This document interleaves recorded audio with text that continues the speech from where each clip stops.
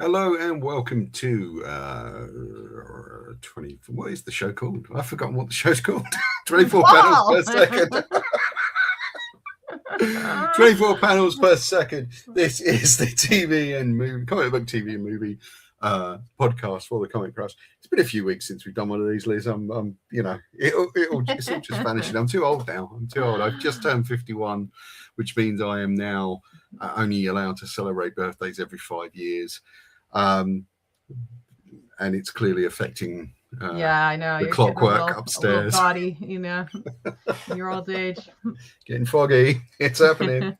Speaking of foggy. Speaking of foggy, oh my gosh. So we are going to be talking today about Daredevil, Born Again Season 2, episodes 5 to 8. We'll kind of organically talk about it all as one thing, guys. So hopefully you've watched all those episodes now and you're kind of all caught up. But yeah, we'll kind of zip around the episodes a bit, I think, just naturally. Because I haven't had time to go back and then rewatch those 4 episodes, so I'm a bit I've got a bit of a cheat sheet. So sorry. Well, no, I think that just the nature of it is that I don't know about you, but I watched episode 5 a couple of weeks ago, and I watched both. Was it both 6 and 7, or 6, 7, and 8? You might have done it. I just watched them all separately. They all came out separately, I think. Well, yeah, they did, but I didn't watch them all. I didn't actually. There were a couple where I waited a week. I think it would have been episode 6, where we left off, basically, where that's that great episode, which I thought was probably the high point of the season, which is where we basically get a bunch of flashback. So that's episode 5. That's episode. Is that 5. Episode 5? Okay, yeah. Because that's immediately after. Isn't it great, folks? You tuned into this, and neither of us can really remember what our names are. Hey, I remember mine. I know. Speaking of which, yours, I'm a little fuzzy on. Yeah, whatever. I am Paul, or Chief. If you're nice to me, you can call me that. This is Liz. But yeah, like I think that 5 was the flashback episode, which was quite an interesting episode in a lot of ways, because we go back to two major incidents of Matt and King and Wilson's lives.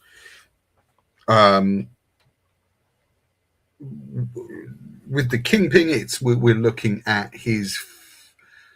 the days and moments leading up to his first meeting with Vanessa, but we're also kind of inside her memories as well for a lot of it. So there's kind of like a triple flashback structure going on. I thought that this was like such a brilliant episode. I thought, yeah. I really thought, it was like the standout not only of the season, but maybe one of the standout episodes of the entire series. Right. I thought the structure of it was done so beautifully, and I thought it was, it just hit every beat. There was very little action in that episode, and yet I thought, it was kind of like one of the heaviest hitting episodes that I can recall, from the entire series. It will, kind of stand out to me as that. I thought the way that they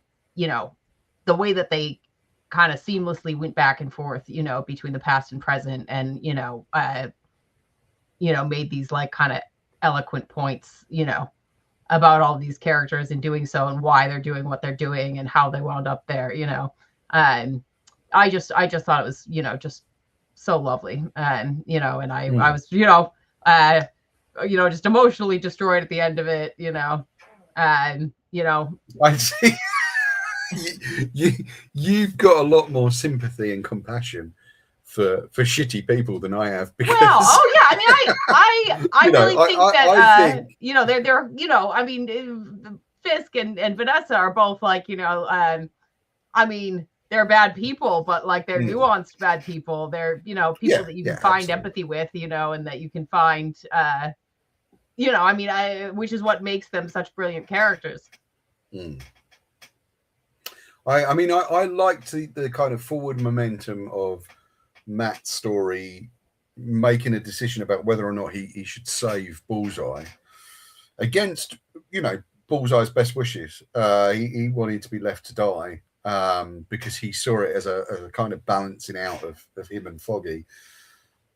And of course, the flashback story is him and Foggy on an early case, choosing whether or not to withhold information that they know would release a prisoner who would otherwise be killed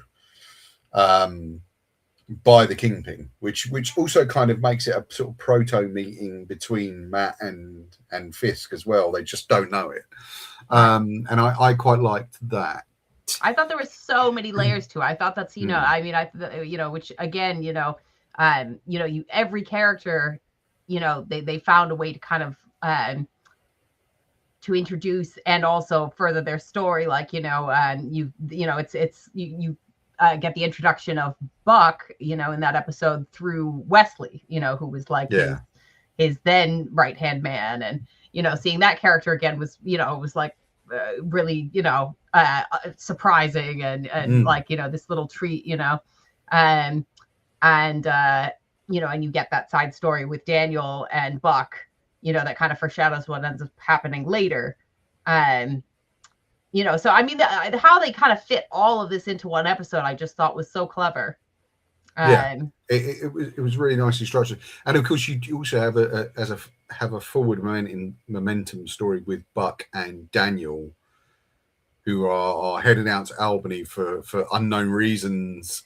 And Daniel thinks his time is up, because he thinks he's going to be pointed to as the leak. What was interesting about that was in all that kind of thing, that situation where Buck is talking about, you know, we found out someone's leaking information to BB's thing. I don't know it's BB, but in all that, Daniel doesn't give BB up. No. Which was really interesting, and of course that plays into the stuff that happens, you know, in episode or right. two. And he's also at the same time he's trying to, you know, deny and protect himself. But you know, he's also protecting her. And you know, I thought, and there was even this other little like meta layer to that whole scene where you know, you have Buck and Daniel going out to the woods, and it's very Sopranos. Which, you know, if you you know, are looking at that context with that actor, it's like, you know, I mean, that's kind of a wink and nod, you know, that I have to believe is intentional. And also with Daniel, I think that's the most I've seen him where he really reminded me of James Gandolfini in some of those shots. Like he really did. Like there was totally the same kind of desperation and exasperation and weight and kind of physical, you know, there was the kind of threat of physical violence in him. Like you could see it. Like it's that really reminded me of James Gandolfini in those moments. So that as you say, that is really nice. Also, big shout out to all the new characters we got to see only for this episode. We got to see Buck's wig. Foggy. Foggy's wig, Matt's wig. In fact, I think the only person not wearing a wig was the Kingpins. Right, yeah. It's great wig work. By great, I of course mean absolutely terrible. Come on, Marvel. How much are you spending on each episode that you couldn't afford a bit more work on those wigs? Do you know what was funny about that was looking at Matt, Charlie Cox, how much he reminded me in some of the shots of the Affleck Really? Daredevil. Yeah. There was a couple of shots where the sort of red highlight in his hair, because they really amped up the red in his hair for a couple of bits, and it's just like, yeah, actually, that really reminds me. I don't know if you ever remember. I've seen it. I've seen the Affleck Daredevil film. I mean, how red his hair is, which is I don't remember. It's been years. It's proof positive actually that Hollywood has never seen a redhead. Like anytime you see someone with red hair in right. Well, they didn't. I mean, film like or TV show with Matt, like with Charlie Cox, they never really tried. No. I mean, he's they've been content, giving letting him have his natural brown hair. But I'll have. Well, I was gonna say I'll have to rewatch the Affleck Daredevil, but I don't know that I will. Do you know what? I'm dying to see the director's cut again because I've only seen that once or twice. I would watch it if I felt like I needed the context for any other Marvel things, like if they did something, like they did with Deadpool, where they brought Jennifer Garner's Elektra back or something like that. But I think the director's cut of it, which funny enough, I for some reason today. I just really fancied listening to a couple of bits of music by Coolio, who features really heavily in. I know. I'm not responsible for the way my brain works, Liz. That'd be stupid. Coolio. But I was listening to like Gangster's Paradise and a couple of other Coolio songs, and he, of course, is featured a lot more heavily in the director's cut. And gets like a major plot line in that Daredevil movie. Oh wow, yeah, I forgot he was even in it. Like I think it's actually really like a central, because he's in the original version a tiny bit, but he's really right. Oh wow, so like the cutting room floor stuff. Coolio was robbed. Hey, R.I.P. Coolio. Don't be mean. R.I.P. So yeah. I'm sure the audience is thrilled they've had a little dip into my musical taste. I know I am. It's a spur of the moment decision, Liz. I can't be held responsible. So, I like the flashback structure. I think Matt and I thought that was just a really perfect episode. I loved it. Seeing Foggy again. I mean, it was like, it made me realize just how much I wish he was still in the show. I know. I just because he's been robbed. I know. I know, because he's so great as Foggy, and like he was. I mean, just getting him for that one episode, it was like, oh wow, I mean, he brought so much to the show, and you and I talked about this on other episodes, where we, both like really hoping that, okay, he's supposed to be in season 2, maybe they're going to bring him back for real.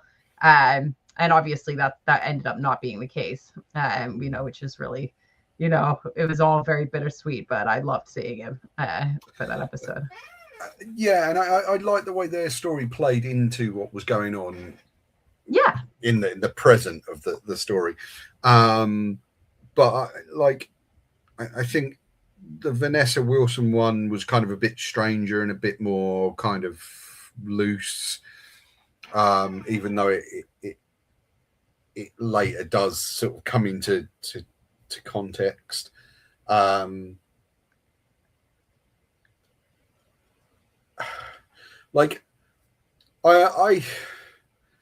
don't mind seeing bad people get punished. I mean, I don't know. I love their whole, like, you know, their sort of evil love story, you know. I think that you can make an argument for that being the key love story to the show. It is. It is. I would agree with that, actually. I mean, I found it more, you know, sort of compelling than, you know, some of the love stories between, you know, some of our central characters, you know. It's like they Well, I mean, really, the only other one is Matt and Karen. It's there's not a lot right, which Matt and Karen, you know, I mean, are kind of on and off, you know. I mean, he's like, you know, when Elektra shows up, you know, things can always go the other way, you know. Yeah, gutted we haven't had any of the other major Marvel characters. Oh well, I mean, we were pretty spoiled. I mean, so you know. Yeah, we got. We'll talk about that, you know. We got, I mean, like, so the episode following this one, because I was too distraught after watching this one to watch the next episode until maybe like 2 weeks later. Right. You know, because I was raw. I was really hoping they'd keep Vanessa around. I mean, I understand why they didn't as a plot point for this season, but on the whole, I think that her no longer being in the show, you know, the show definitely loses something. And you know, especially, you know, within the character of Fisk, it's like he, you know, what is his motivation now? It's like, you know, you lose kind of his most compelling driving force. Yes. I don't know. I mean, in a way, I think it was only going to make him angrier and more nasty, which it did. Well, yeah, exactly. But what I think it really kind of lent into was just how, you know, bloody mad he is. He's insane. Like, he's just insane. I've got very little sympathy for him or for her because they've done such horrible shit. Like, they've just been such terrible people that I don't really feel like, oh yeah, you know, poor Wilson, poor Vanessa. Like, I really? don't. Okay, Sorry. so I don't know. I think because... like, you know, I think because they're such compelling characters, I can't help but like almost root for them, even when I'm rooting for everyone else. You know? Yeah, I think there's something in that. I'm not that way inclined. I think I just the amount of horrible stuff they've done far outweighs any pleasure I can have. Like I mean, I think we've talked about this in the context of Breaking Bad before, and I remember there was a point where I was kind of all on Walt's side, and then there was a certain episode where I just was like, actually, no, you're a bag of shit, and like, I don't care what happens to you now, like, you are a bag of shit. And I think I've gotten that way with the Fisks. Yeah. And I dare say some of that is brought on by, you know, what we really see going on around us in the world today. So I think some of that real world anger is carrying on over into my fictional space. Do you know what I mean? Right, and they certainly are using, you know, kind of real world, you know, events to drive a lot of the plot of this season, you know, and and certainly, like, you know, things like the task force and things like you know, the corruption, you know, the general corruption, you know. Funny enough, when we get to the end for the last episode, I hope we'll also talk about another show that's running at the moment, that's running along similar themes. But I'll have to try and remember. Okay. So if you remember, feel free to give me a nudge. I don't even know what you're talking about. You'll have to, just remind me that there was another show I wanted to talk about. But it's I don't feel much sympathy for it. Now, you were talking about how there really wasn't much action in this episode 5, Grand Designs. When we get to episode 6, I can't remember You get a the lot of title action, that yeah. one. Yeah, you get a lot of action because we get reintroduced to Jessica Jones, which right, yeah, which was a great, I love the introduction because, as you say, it's it's very action heavy. All you just see is you see this little girl playing like in her bedroom or whatever, and then outside there's like like grown men screaming, being like thrown through the windows, and just general chaos. Did you click straight away that that's what it would be Yeah. Jessica Jones? Because Oh, I yeah, didn't. yeah. I kind of As soon as I saw like because I had been thinking like, oh, they've got to have Danielle in this like in this season, and when I saw the little girl I was like, oh, that's who that is. Because it's been so long since we've seen her. Was she pregnant at the end of? No, I don't think so. Well, okay, I could be wrong, but I don't think so. I feel like all of that kind of happened in the interim period between in between. And don't quote me because it's been years since I watched the end of season 3, but I don't think so.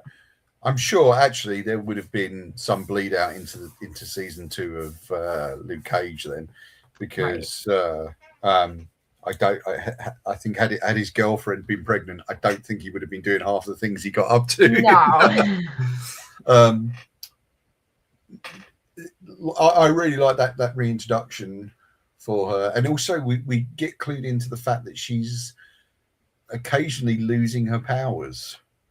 Right, which was, I thought it was kind of a strange choice to introduce that idea in the kind of short amount of time that we've spent with her. Yeah. But obviously, I think from what I know, we're gonna see more of her next season. We're gonna see, and I think maybe they just wanted to kind of give you just enough information, to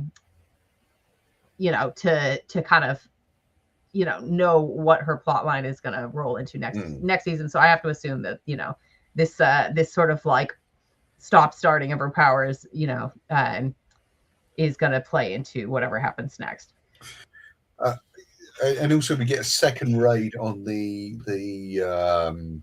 Freeport in Red Hook, which is, surely you've got to be stepping up security even more by now. This is the second time they've managed to get and beat the shit out of everyone. Yeah, there's part of me that wishes that they'd somehow managed to tie those two things together rather than making them two separate. Because it feels a little messy that it's two separate action scenes really across two very different episodes, and that I found a little annoying. However, I loved seeing the kind of evil task force cops getting the crap kicked out of them. Yeah, by Jessica, no, it was just fun to see her in action again. I mean, to just see her again. I thought it was a great reintroduction, to her. Like, obviously, despite the fact that her circumstances have obviously changed, she's, still the same character that, I had missed seeing. Like, I also think the thing with, can you tell me if this plot line got actually played out to its sort of potential? Buck tells Daniel to give BB a piece of false information to see if she's the leak. Right. And does she use it? So basically she was going to use it. She had fully like typed it out on her phone, but she was at Buck's, not Buck's, Daniel's childhood home with, his mother, and they were having, his birthday dinner together, and she had a change of heart and deleted it at the last minute. But Daniel still knew that she was, that she was ready to betray him. Yeah. And that she was the leak, and that she had leaked, all the other things he had told her.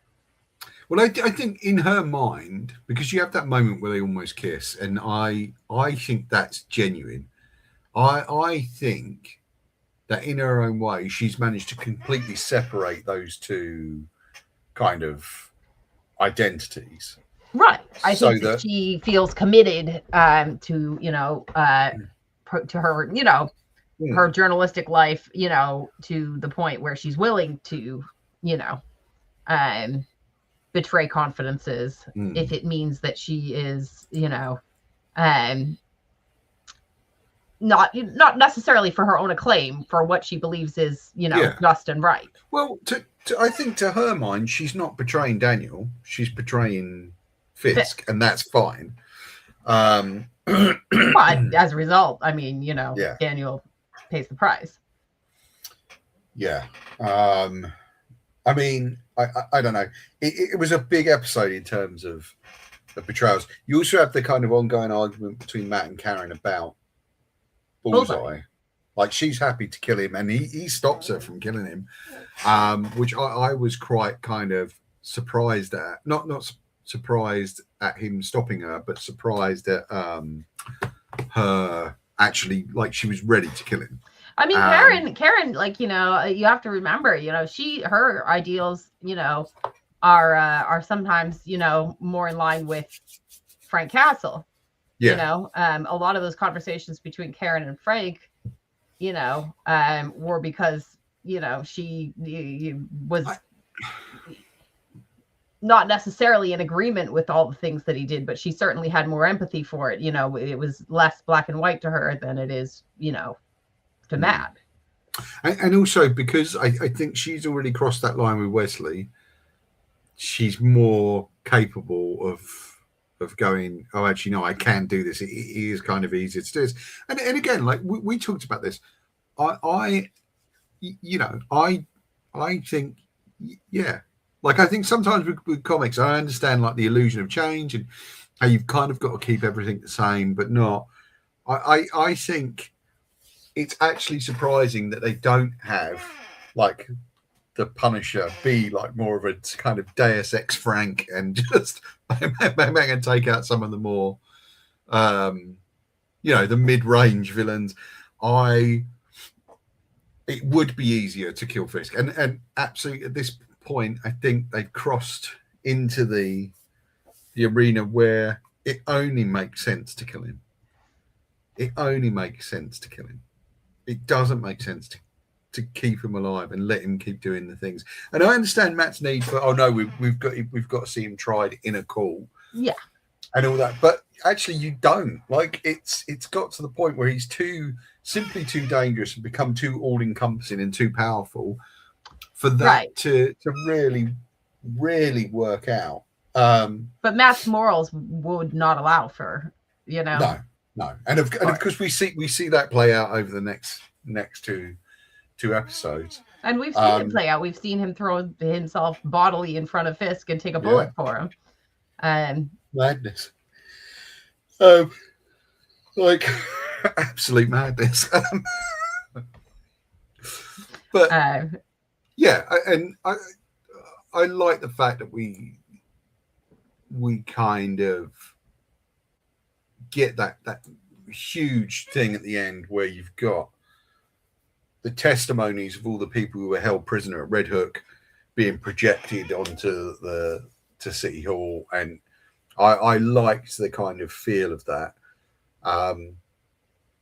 But of course, I think Karen, because she's unable to keep a cool head and unable just to, you know, not get involved, she ends up getting caught, which like was a big moment for me. I was like, oh no, yeah. Cool. Right. And you know, which of course, you know, ends up leading us to you know, what happens in the finale. But I also, we see the death of Saunders, who was the cop that had helped them out, which was very sad. Like, but you knew at the beginning of that episode his days were numbered. Like, it was just like right. Yeah, I mean, you know, basically, you know, I think that, you know, this season definitely you know, kind of took no prisoners. Like, there was, you know, there were a lot of you know, character deaths that you know, looking back seemed kind of inevitable, but you know, it was also like, you know, upsetting. Yeah. I I yeah, the thing is, all of the characters that you really like are the ones getting bumped off this season. Yeah. And it's all the kind of nice, likable everymen that are going. Like, come on, man. Foggy, Daniel in the next episode. It's just like, no, I know. We also have more development once we get to the next episode about Mr. Charles. And I kind of like that because he's obviously now livid with Fisk, who's stolen the weapons and supplied his cops with the weapons instead of sending them to wherever Charles wanted them sent to. And we also get that reveal that Luke Cage is working for Mr. Charles. So that, I think, was a really nice reveal. And of course that he's got some sort of past with Jessica because she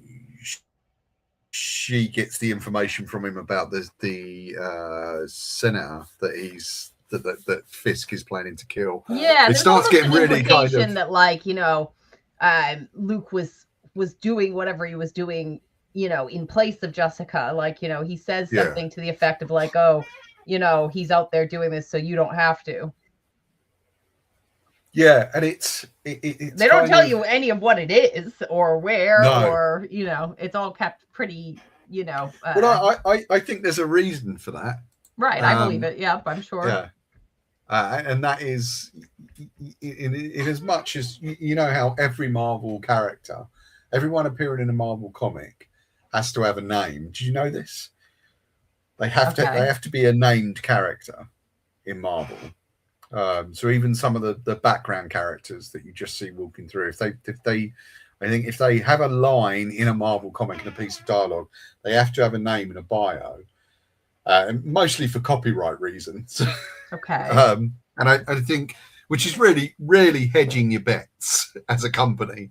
And I think Disney Plus are kind of doing the same, because if you can say that for the last 2 or 3 years, Luke Cage has been running around wherever for the CIA, that's a whole nother series you can make when you need it. Or that's a 1 hour special, right?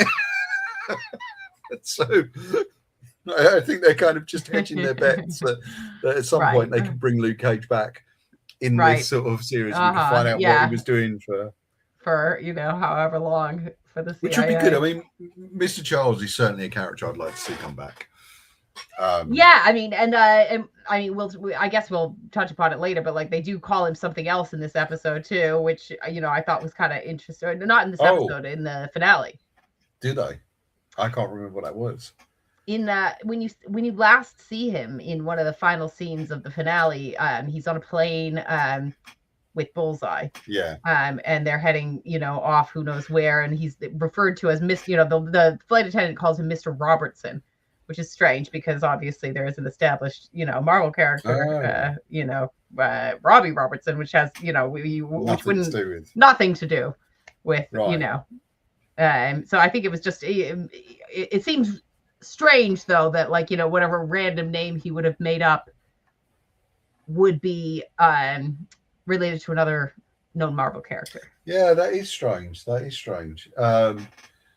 So we know now that Charles was the alias in that case, don't we? Like Mr. Charles must have been. Well, I mean, if it's just a flight attendant referring to him as Mr. Robertson, then, you know. But he won his million miles, like, so he must have been flying on that passport for a while. Right. I love how chuffed he was about that, by the way. Yeah, well, it's also like, why isn't he right, you know, in a private jet or something? You know, you know, why is he flying commercial? It's the CIA; they do it as cheaply as possible. Right. So also in this episode, we see Daniel bite the dust. And it's the finale we're talking about now, right? No. Sorry, we're on episode 7 still. Sorry, we jumped ahead briefly there. That was my fault. Sorry. Was it in episode 7? Yeah, you're right. It does happen. Yeah. Right. which I was gutted by. I mean, Me too. But God bless that kid for not giving up BB. Did you know, and I only just found this out, Right, that he was actually, they were not going to kill him off, and they had to refilm the end of that episode, or they didn't even just done in it. They did it in post production. Yeah, they re-edited it, right. Yeah, and they were gonna have him survive, and they were gonna have Buck spare him, and and then I mean, and I think, like, as much as it it makes me sad, I think that actually it's kind of like the right decision for the story. Yeah. But I really loved his character, and I really will miss his character. I thought it was, it was very, like, this very tragic, sort of end for, this character who was, like, obviously he was, he was on the side of Fisk, for most of the series, but you could empathize with him a lot, and really know what he was getting himself into. I felt that he kind of knew what he was doing, but chose to turn a blind eye to it. But at least he did protect BB, and I genuinely think she liked him. I genuinely think there was a real attraction there, and he really liked her, and she really liked him. I don't think she was just using him. Yeah, I think when he finally confronts her, he said, "Yeah, we both used each other," but this is the consequences, and but he came through in the end for her. Yeah, I don't know. It's sad to see him go, though. Yeah, I'll be, because I really, like, I think I called it, like, a couple of episodes ago where I was like, yeah, things are just not going to end well for him. This is going to go really wrong, and there's really no way out for him. I also, I mean, like, Buck is a horrible character. He's a horrible person, but he's not the worst one out of Fisk's group. I mean, that honor really goes to Powell. I think Powell is the biggest shit going. And of course you have that moment in the previous episode where the other cop that's always with Powell, I can't remember his name, the one who was sort of really injured by Cole, who's like a big character in the Chip Zdarsky Daredevil run. Cole North, of course, and he really, even he starts to kind of question Powell and, like, why are we doing this? Like, right, and ultimately he ends up, betraying Powell, but it, like, Danny, I don't know. I really didn't want to see him go. I really didn't want to see him go. And of course, the big stuff that happens in episode 7 is that we start moving into the court case for Karen, who's being tried under this sort of vigilante act by the kind of kangaroo court. And Matt pulls an absolute blind. I mean, I did like the moment with them in the prison where she gets dragged out of the prison, and it's like you could just walk out at this point. And he says, "Oh, I'm not here to rescue you, to take you out." And she's like, "Yeah, no, I know." Like, just like, no, you should absolutely just walk away at this point. Well, no, but, like, I mean, this is like, I didn't actually expect this to be the moment that the series has been building to, but it was, and I actually thought it was really clever that where they really face off. I mean, after they have their Fisk and Daredevil have their physical throwdown in front of the painting, and you get this big action scene between them pummeling each other, where they really face off is in a courtroom, which I thought was actually like very clever. It's Daredevil, it's Matt Murdock, and, like, this is where he can really defeat Fisk with the truth.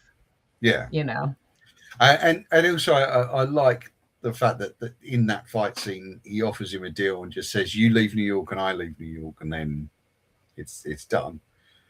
But of course Fisk won't walk away, which is kind of a bizarre you know, and then Fisk gets offered another deal later on that will allow him to leave and just right. And he ultimately, obviously he ultimately has to accept it. But now the court case stuff was great. Like having Matt walk in, I really liked. Like just having him there.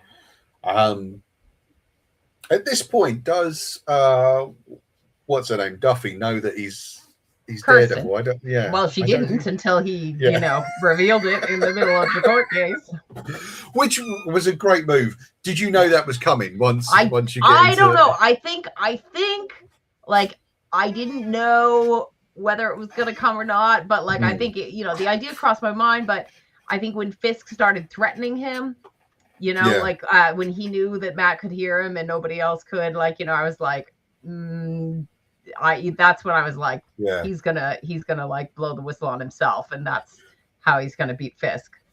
And this of course is a plot line that's kind of been taken partly from now. Who was it who did this? Was it Brubaker or Bendis? Yes, Brubaker. Yeah, it's the Devil in Cell Block D storyline, which it seems to be where they're going to be going next season. With Matt in prison, and Matt's been in prison more than once. I think he was in prison for the some part of the Chip Zdarsky run. Yeah.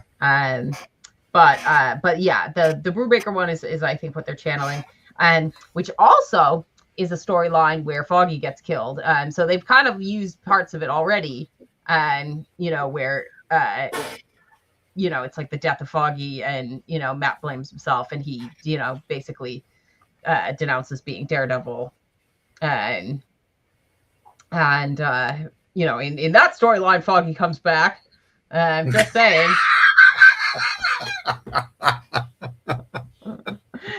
We're both upset, Liz. Guys. We're all upset, but we have to let it go now. And of course, like the sort of kerfuffle that's caused by this, but it works. It gets Karen's case dismissed.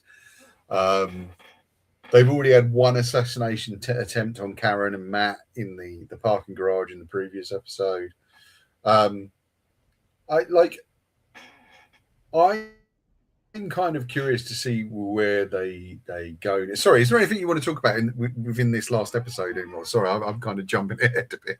Oh, I mean, I don't know. I mean, there's a lot to talk about. I thought I loved all the courtroom stuff. I love that. I loved the reveal. I love the parallel to the Iron Man reveal. Yeah, I am Daredevil. I am Iron Man. Definitely. I loved him. Everybody's incredulous, and then when he throws the walking stick, as the baton, and I just thought it was it was very, there's something really satisfying in that sort of, big reveal, even though, of course it's like going to ruin his life and winds him up in jail and everything else. But, and of course it goes back. Like I like the bit with Powell where he says, "Oh, blind lawyer who can fight," because they encountered him once before. I forget that they actually crossed paths. Right. All the way back in season 1, right? Didn't they? Yeah, like I think didn't they come to Matt's apartment and he beats him up? Yeah. Oh no, it was a witness. Like I think Matt's trying to protect a witness, and Powell and those guys arrive. I think it was. It's been so long since I've seen. I can't remember what the details were, but yeah. Sorry, folks. We're so inept. Well, I mean, I bet a lot of people who haven't watched season 1 in a while don't remember. So we're not demonstrating the recall and obsessive knowledge that people that read comics normally have. It's so embarrassing. We've let the side down. Oh, speak for yourself. Oh, heaven forfend that I suggest that you may have made a mistake or two, Liz. Sorry. Oh, thank you. Yeah, I don't know if you missed the sarcasm in my voice there. So, the sort of massive explosion into violence at the end was inevitable, but also quite shocking. I mean, and really quite horrible, because the city kind of breaks up and picks sides. You have the like the kind of guys and girls dressed as Daredevil, and then Fisk battling those people in the halls, which kind of had must have had connotations for people of January 6th. You know, like there must have been something in people's minds of that, and just incredibly violent though, like just shockingly, because he kills quite a few people. Now, what did you? I don't know whether you read this into that scene, right? But I thought that Fisk was basically, you know, it was almost like a, you know, sort of suicidal move, like, you know, like he was hoping to be taken down. And I don't, provoking, you know, everyone, you know, because I felt like it was almost, you know, like he just, you that's know, interesting. Seemed to be, you know, ready to fight his way out, but to the death, and to, you know, sort of die on the hill that he, you know, had been on. And you know, he had basically lost everything. So how do, you know, it seems like he was I didn't read that into it. I think this is why I wish I'd kind of been able to go back and watch that episode again. You know, if I'd had time, I would have gone back and watched it again. Unfortunately, I didn't. But it's interesting that you say that, because that's entirely a possibility. Is that how you feel? You feel that's what you're watching doing? It? That was that idea definitely like crossed my mind, and I don't know if it was in, you know, I mean, maybe it was me reading into it, or maybe it was intentional, because, you know, it seems, you know, as though, you know, that's what would have happened if Matt had not intervened, you know, and convinced him to sort of stand down. And again, I'm still not sure how I feel about that. Like, it's just like, yeah, let him get ripped apart by all the people he's oppressed. It's like, this is what happens if you keep pushing people, and you keep pushing, that is what's going to happen. You know, so I'm not sure how I feel about it. Again, there's a moral kind of argument to be made, which I think is, as you say, what Matt's for. And even Jessica, kind of, who I think would have happily seen him ripped apart, also intervenes and helps out, right? I mean, that would have been kind of unusual for her, because I think she would have happily, you know, when you go back to her experiences with Kilgrave and how she was treated and manipulated there's no way she's not looking at Fisk and thinking, yeah, this is the same thing again, but he's not doing it with superpowers. He's just kind of naturally got one of those personalities where he can manipulate people quite easily. Yeah, I don't know. But nonetheless, he lives. Nonetheless, like, it ends up just being, you know, like him and Matt, you know, having a, you know, sort of one-to-one conversation that is what ultimately, you know, gets him to stand down. And, you know, it's Matt just saying, look, it's, you know, over for both of us, you know, and, you know, I believe you love this city, you know, I love this city. And, you know, the only way to save it is for us to both, you know, walk away and, you know, surrender, you know, and they both have to go to their own prison, which, you know, even though Fisk's is a beautiful island, you know, which is it's so annoying. He gets to effectively, he's still free, and he's still, you know, but, you know, I mean, you know, he's in his own prison, really. Like, you know, he's never allowed to go back to the city he loves. He's lost all his power. He's lost his wife. He's lost everything. And he's alone. And Matt is in actual prison, and, you know, you kind of see this glimmer of a smile on his face at the end, you know. I still don't think it's enough of a punishment for him. No, but if this were to be his ending as a character, you know, it wouldn't be a happy one. No. Okay. And of course, as we mentioned before, Luke Cage makes a comeback in this, which I really loved. Now, do you know the background on this? Well, okay, so I know that like now years ago, Mike Coulter had publicly said, "I will never come back as Luke Cage." Like he had, and this was probably, I don't know, like 2017, 2018, something like that. It was years ago, and it was after the Netflix shows had wrapped, and he had this firm statement saying, "Well, they'll just have to recast the role. Power to him, whatever." But so people were still like, "Oh, well, I'd love if he came back," and like, Interestingly enough, a few months back, I think he was on a podcast. Yeah. He was on a show.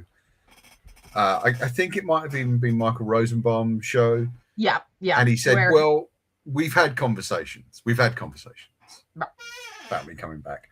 Then, just a few weeks ago, right, he puts a picture of him and Finn Jones and Kristen Ritter, up on Instagram, which is quickly removed.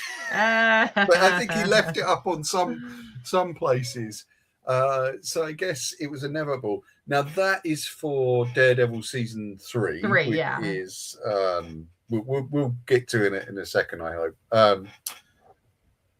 And it was lovely seeing him. I of all the actors in the Netflix shows, I really love Coulter. I think he's fantastic. I think he's perfect casting as Luke Cage. Yeah. I would have been so disappointed if they had recast. Because the thing. Sorry, go on. Yeah, I mean, he just, he embodies that character. Yeah, and he has great chemistry with Kristen Ritter. He has great chemistry with Finn Jones. Even, yeah. And I think the thing that makes him so good is he came out of nowhere. Like, he wasn't a majorly known actor. I'll be honest, I had never heard of him before. I mean, admittedly, we don't get despite the fact that the saturation of American shows into England is really heavy, I had never seen any of the stuff he'd done before. Right. And I think him being a kind of unknown made that work in the same way that it makes it work for Finn Jones. He was sort of semi-unknown. Yeah, he's been in Game of Thrones. Yeah. I mean, Christian Ritter I knew. Mm-hmm. Charlie Cox I didn't know when he started playing Daredevil. I had seen Stardust and maybe a few other things he had been in. Yeah. In fact, for a while, I didn't even know that Charlie Cox was English. I thought he was Irish because the only other thing I'd seen him in was Boardwalk Empire, where he pops up for sort of half a season playing a sort of, I think he's supposed to be like an IRA terrorist in that. And he does like a really good accent. And I genuinely thought, oh yeah, he's Irish, and he just puts on the American accent, but I didn't realize he was English. That's funny. And then, Mike Coulter, I just was by far my favorite, and I am so in love with the way that Luke Cage season 2 ended, because I just thought it was incredible. Like, just what an incredible thing, where it's just like, he becomes the gang boss. It's just like, this is I great. hope that we get some kind of follow up on that. I hope that we get some like an explanation of how that developed, and I wonder if we'll get Mayor Cage. It's possible, yeah. I mean, I certainly hope so. It'll be an interesting kind of turnabout of events, but we know they're coming back. Like, the Defenders are coming back for season 3 of Daredevil. We just don't know how yet. The final kind of date for Matt and Karen, I thought was quite nice and bittersweet. I quite like that. Yeah, and I also liked how they kind of had that, like it almost sort of seemed like she was having this fantasy near the beginning of the episode, imagining them going on this date when they're actually sitting in the courtroom. Yeah. And then it circles back around to the end where they actually get to go on the date. Which is very sweet until he gets arrested. Cut short. Yeah, I thought that was quite nicely done. And of course, then we see him in prison, where of course Powell and North are also in prison. Do we see what happened to Buck? No. The last we see of Buck is when he's injured. He's been, he's shot in the gut, taking the bullet for Fisk, and he's in the courtroom, and Heather, punches the rotten lawyer in the throat, and gets his jacket to give to Buck. And now Heather is another one, because her final moments are where we feel it's all been leading. Right. Anyway, which is her donning the Muse mask. Right. Although I'm surprised she hasn't been arrested for being complicit in all the Red Hook stuff, because she sent most of those people to that prison. Right. Well, I mean, maybe she has to go on the lam, and that's how she winds up, as Muse. And I like that with the mirror, where she puts on the mask and then she sees herself. Yeah. That was interesting. It's funny because I've just read the Daredevil Red Band series, which came out last year, I think, by Erica Schultz. And there's a female Muse in that. Yeah, different character, but yeah.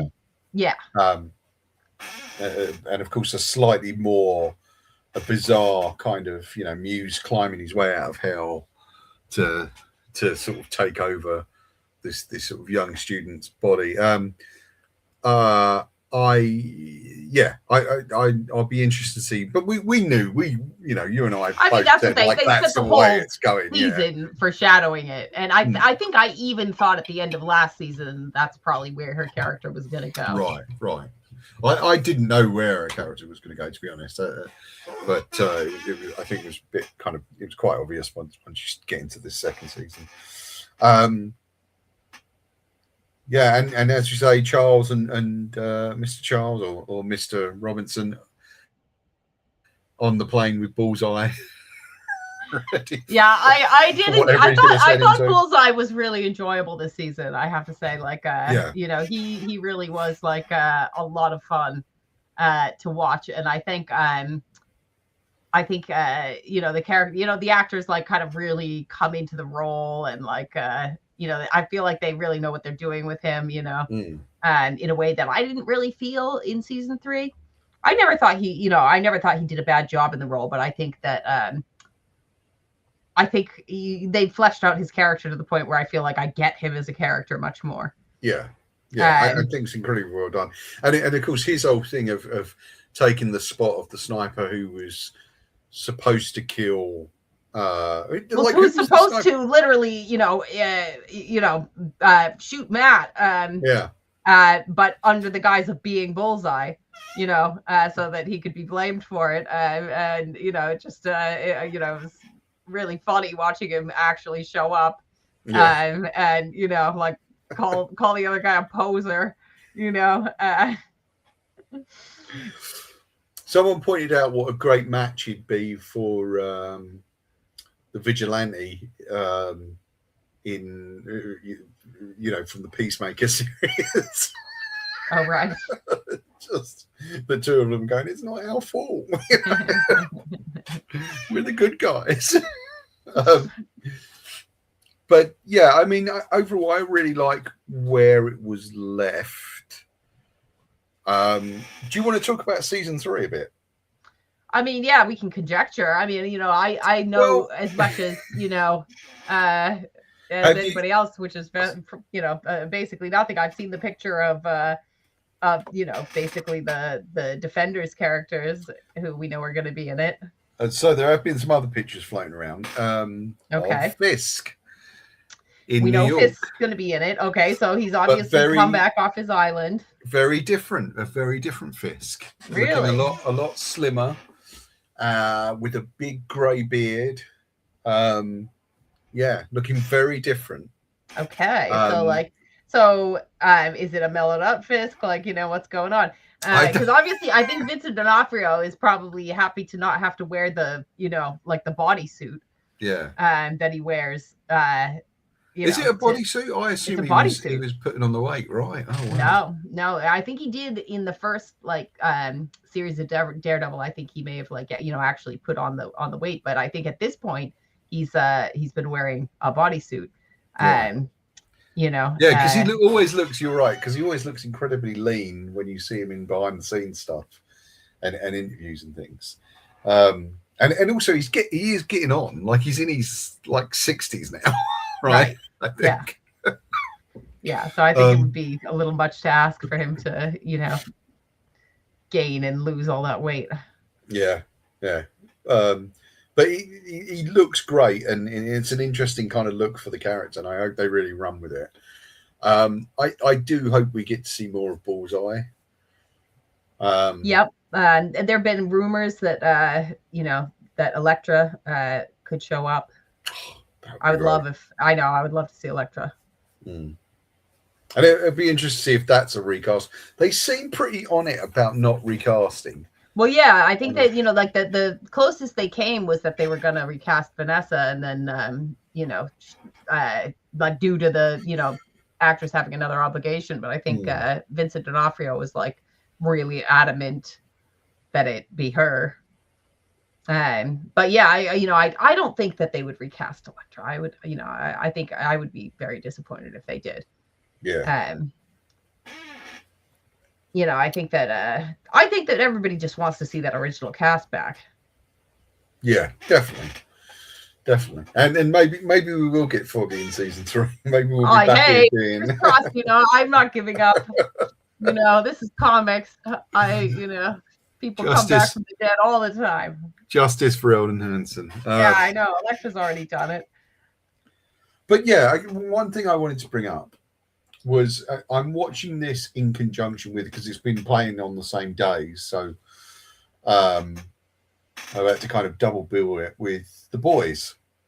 Okay, so I haven't watched any of The Boys season 5 yet, so don't tell me. I won't give you spoilers, but okay, just a general overview. Yeah, because I'm going to binge that whole thing now that I've finished Daredevil. So the Boys is I think it's been really good this season. And there's been a few complaints about filler episodes, but Eric Kripke has just been like, well, what do you want? You want a huge, massive battle every season? We're not, every episode. We're not going to do that. It's just not possible to do that. But it's interesting watching these two pieces of fiction that, of course, very much feel like a call and response to what's going on in the real world. But I found The Boys quite depressing. I found this quite depressing because they are offering you a look at a thing where it's like there's literally no escape from this. It's just coming, and it's just going to squeeze and squeeze and squeeze you. But then also I have to contrast that to the other night I sat and watched Superman again, the 2025 Superman, and what an uplifting experience that was, which also took, I think as a lot, we kind of debated that quite strongly, I think, when we did the Superman review, about whether or not the real world politics in it were intentional or unintentional. I felt they were intentional. I think you felt they weren't.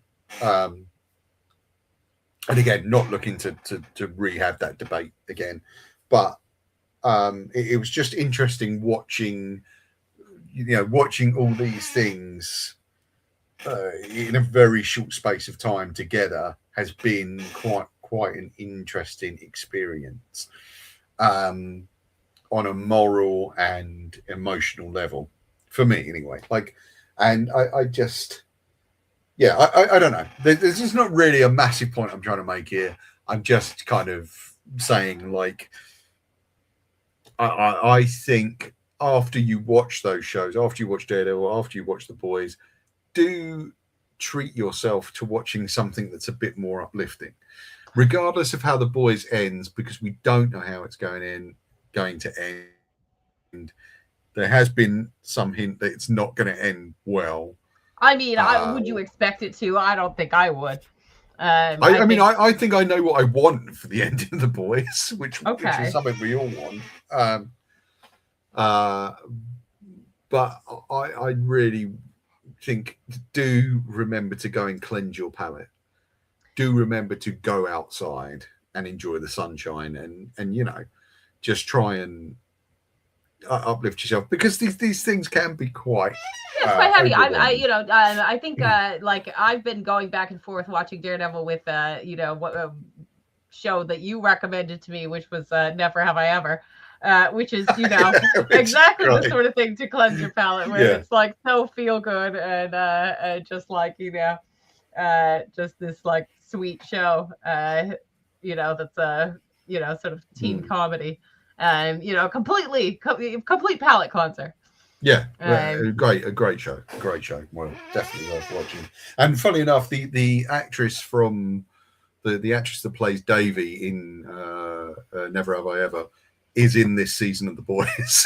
Oh, that's too funny. That's so funny. So it's interesting you mentioned that, but I won't spoil when she about how she turns up. But I think it'll be something that's very close to your particular sensibilities, Liz. Oh, great. Sounds good. Right. I'm gonna say we're probably done now. Do you feel? I feel that we've talked about it. We've gone over it. I loved it. I thought this season was and I did enjoy season 1 of Born Again, but I have to say that I think this season it was really more of a return to form, in my eyes, than the first season was. I think that the first season was kind of finding its feet, and this one really hit its stride. And I hope that the next season can, basically maintain, kind of the level of storytelling that we're at now. Yeah, I mean, I certainly hope so. It's been an interesting watch. I still think I'd prefer a full season drop. No, because that's been the difficult thing, is just trying to fit it in to do this. Disney, won't you think of the podcasters? Hey, I actually prefer, I think, because as much as I loved being able to binge, what was at the time like these 13 episode seasons in like a day and a half, I actually think it's smarter and better to release them over the course of weeks. I think I'd like to see sort of, if you've got 8 episodes, maybe 3 episodes, 2 episodes, 3 episodes, like, or some sort of 3-3-2, to try and because also I can't remember what happened 4 weeks ago. Oh my God. So sometimes I can't even remember what happened yesterday.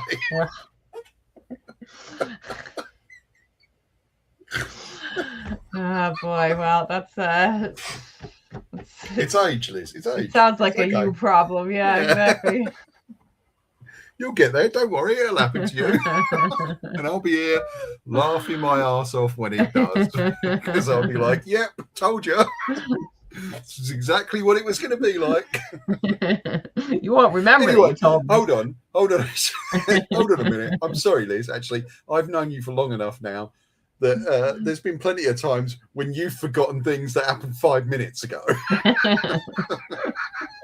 There'd be so many times when we worked at comic shops. Let me tell you something about this. When we worked at comic shops, there would be so many conversations that would escalate very quickly, with me screaming at Liz, going, "We just talked about this. We talked about it yesterday. Why can't you remember?" So don't listen to any of her kind of propaganda on this. You see, yeah, no, I think that's your age and memory decaying, just, Just remember the best conversations. misremembering, Liz's favourite how on top conversations. of things I always am. Liz's favourite conversations are always the ones she's having with herself in her That own much head. is true. Yeah, right. There you go. from the horse's mouth. Right. Liz, thank you very much for doing this. I really appreciate it. We are actually hopefully going to be back quite soon, because next week is the Punisher one shot.